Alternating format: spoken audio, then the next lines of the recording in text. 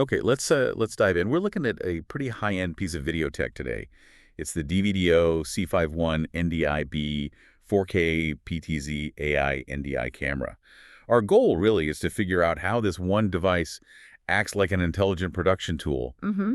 without needing someone glued to the controls. Exactly. It's more than just a camera. It's aiming to be, well, a sort of automated system for creating dynamic content. And the immediate hook, I think, is just how much is packed in. We're talking 4K. 4K UHD resolution. Right, 4K, plus a really significant 25x optical zoom, and crucially, AI tracking built right in. It's not an add-on. That detail level, especially with zoom, is key. So let's talk image quality foundation. What's making sure that picture stays sharp, even if the lighting isn't ideal? Well, it starts with a Sony CMOS sensor. That's delivering resolution up to 4K, and importantly, up to 60 frames per second.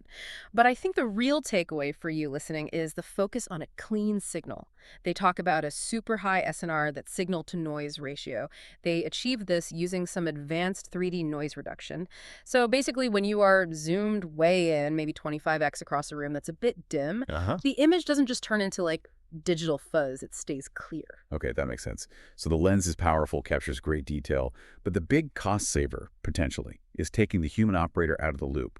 How does that AI human detection actually translate physical movement, the pan, tilt, zoom, the PTZ stuff, into smart coverage? Right, so first the mechanics are solid. You've got that 25x optical zoom, a decent 59.2-degree wide view to start. It can pan quite wide, -110 to +110 degrees, and tilt from -30 up to +30s. So good range of motion. The AI part sits on top of that. It uses high-speed processing for real-time tracking, and you can even set up specific tracking zones, I think up to 4. 4 zones, yeah.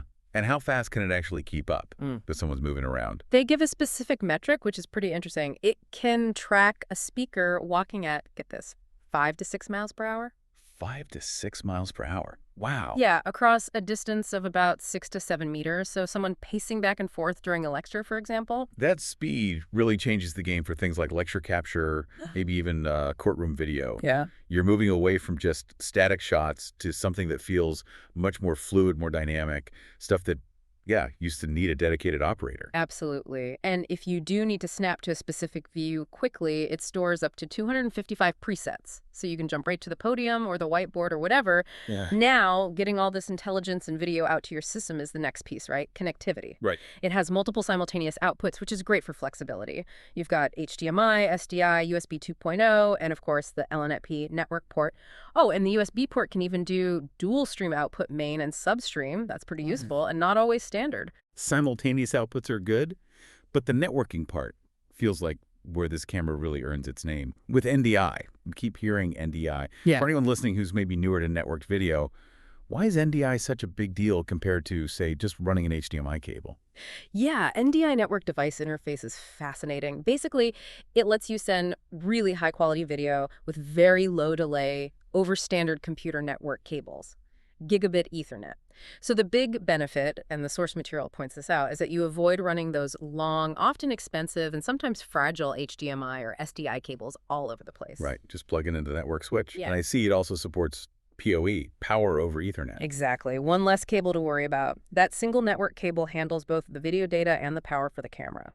The LAN port itself is adaptive, 10, 100, or 1,000 megabit, and it supports a whole bunch of network protocols besides NDI. You've got RTSP, ONVIF, and, importantly for streamers, RTMP with push mode. So you can stream directly to services like Wowza or YouTube without needing a separate encoder sometimes. Okay, so it's clearly built for professional settings, needing that network flexibility. You mentioned lectures, webcasting, maybe telemedicine. Online education, lecture capture, video conferencing, telemedicine, all those areas where you might have cameras far from the control room or streaming setup. Makes sense. Yeah. Just to touch on the practicals, the price is listed around $2,899. It's TAA compliant, which matters for government buyers. And HDTV Supply offers a 1-year warranty. Yeah, so it really seems to bridge that gap between high-end optics, that 4K sensor, the 25x zoom, and smart operation, like the AI tracking, presets, and especially that deep network integration via NDI.